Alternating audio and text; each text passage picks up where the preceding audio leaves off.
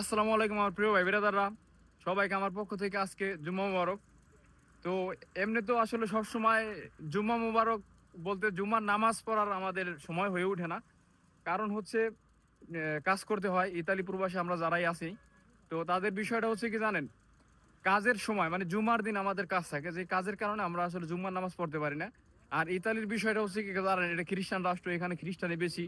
তো ওরা হচ্ছে জুমার এইটা অনুভূতির ওরা বুঝে না আসলে জুমার অনুভূতিটা কি। তো আমরা যারা মুসলিম আছি এরা আমরা তো সবাই বুঝি যে জুমার অনুভূতিটা কি।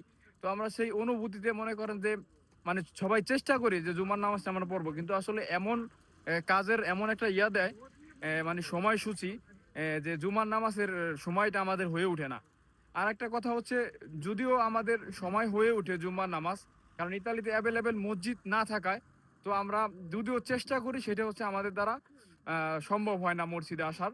আহ, তো যাই হোক, আলহামদুলিল্লাহ আজকে আমরা ছুটির কারণে জুম্মার নামাজ পড়ার একটা সুযোগ পাইছি, আলহামদুলিল্লাহ সব মিলে।